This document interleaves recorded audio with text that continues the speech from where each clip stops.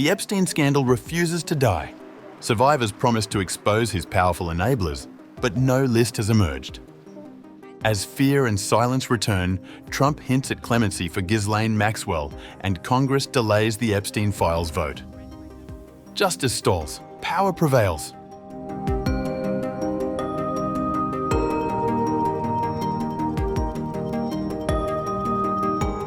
On September 3rd, a crowd gathered outside the US Capitol. It included Epstein survivors, high-powered lawyers, and a few members of Congress.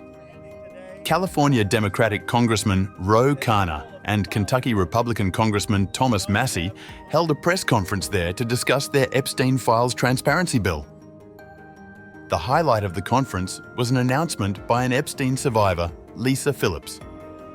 As the Epstein controversy refuses to die down, Phillips ignited hopes in the hearts of Americans by saying that the survivors themselves would compile Epstein's client list. The announcement came after the government refused to release more information about the convicted sex offender's crimes, including the identities of those who had enabled him. So I stand here today for every woman who has been silenced, exploited, and dismissed. We are not asking for pity. We are here demanding accountability, and I'm demanding justice. Congress must choose. Will you continue to protect predators, or will you finally protect survivors? And also, I would like to announce here today, us Epstein survivors have been discussing creating our own list. We know the names. Many of us were abused by them. Now, together as survivors, we will confidentially compile the names we all know who were regularly in the Epstein world. And it will be done by survivors and for survivors. No one else is involved. Stay tuned for more details. However, even a month after that announcement, no list has emerged. CNN reported after speaking with numerous Epstein survivors, lawyers representing dozens of victims and congressional staff familiar with Epstein-related investigations on Capitol Hill, that they were unaware of any organized effort by the survivors to create such a list. CNN further reported, citing sources, that such an undertaking would put Epstein's already vulnerable victims in greater danger. Publicly accusing Epstein's powerful friends and accomplices of wrongdoing would open the victims up to a stream of physical and legal threats, they warned. But the pressure to produce such a list, whether by the victims or the government, has only been growing amid a bipartisan push for more transparency. Annie Farmer, an Epstein victim who has testified that she was recruited and sexually assaulted by his co-conspirator Ghislaine Maxwell as a teenager, told CNN that the announcement at the press conference last month triggered frustration among some of the survivors. Particularly given that Epstein survivors have had to already risk so much individually to come and speak about this, Farmer said she does not believe it should be up to them to now compile, let alone publicly release, the names of those who may have been involved in Epstein's abuse. That was a big headline grabber. It almost felt like immediately then people were like, okay, well, you guys just do it. You release the list. It's like, wait, no, but that's not it. In my mind, that's not the most effective way of us moving forward as a group. While the House Oversight Committee has released tens of thousands of pages of Epstein documents that it has received from the Justice Department, it has not quelled the criticism. There is no mention of any client list or anything that improves transparency or justice for victims. Democratic Representative Robert Garcia, the committee's top Democrat, said last month after the panel released additional Epstein records, alleging that the majority of what was unveiled was already public. Much of the information released so far has also been redacted to protect the privacy of the victims. Liz Stein, another Epstein survivor, told CNN that she didn't believe Phillips intended to harm or mislead anyone by floating the idea of survivors creating their own list. Still, she said she similarly worries that the notion has put the victims in a precarious position. Jennifer Freeman, a lawyer representing victims who have accused Maxwell of abuse, including Farmer's sister Maria, said she was also unaware of any ongoing efforts by Epstein survivors to put together a list of their own, and that she believes doing so would be dangerous. It puts them at risk and puts the burden of action on them when it should be the government and institutions that are sworn to protect us.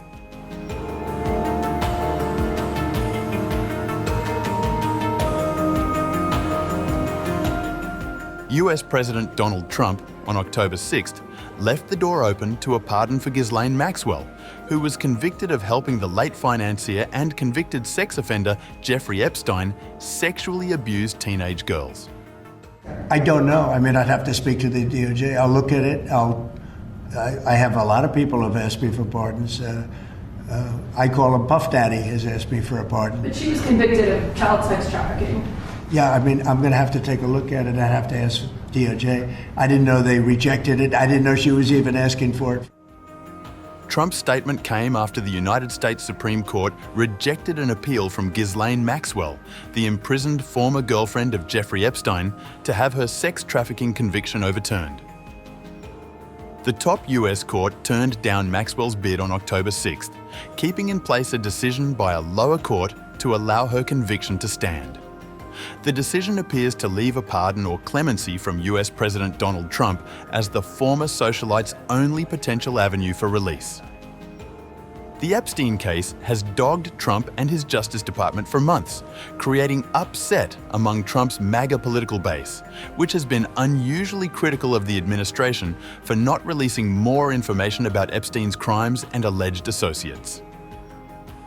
Trump and Epstein were friends, but had a falling out. Epstein died in a Manhattan jail cell in 2019.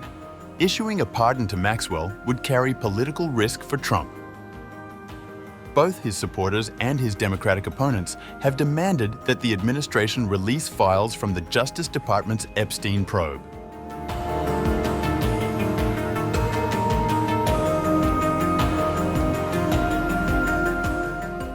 Meanwhile, House Speaker Mike Johnson's decision to keep his chamber on recess during the government shutdown is stalling a long-awaited vote on releasing the Jeffrey Epstein files.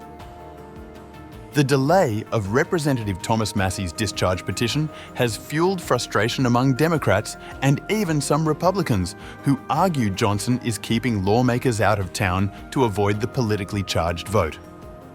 But Johnson called claims that he's keeping the House out to avoid the vote totally absurd.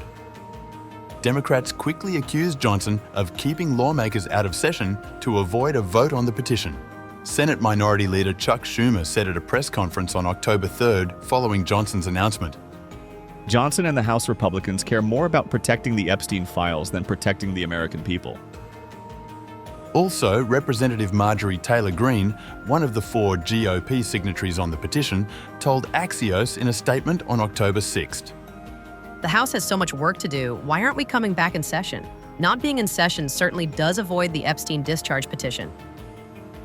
Representative-elect Adelita Grijalva won a special election to replace her late father almost 2 weeks ago and will be the 218th signature on the petition. Democrats have demanded Johnson swear Grijalva in immediately, but the Speaker said he will do so when the House returns to session. However, members have been sworn in when the House was in recess before, including Florida GOP reps, Randy Fine and Jimmy Patronis, who took office just 24 hours after they were elected in April. But because Johnson cancelled votes on September 29th and 30th before Grijalva's election, the Speaker's office made no plans to swear her in before the House returns. The 4 GOP defectors have signalled they won't remove their names from the petition despite pressure from leadership and the White House.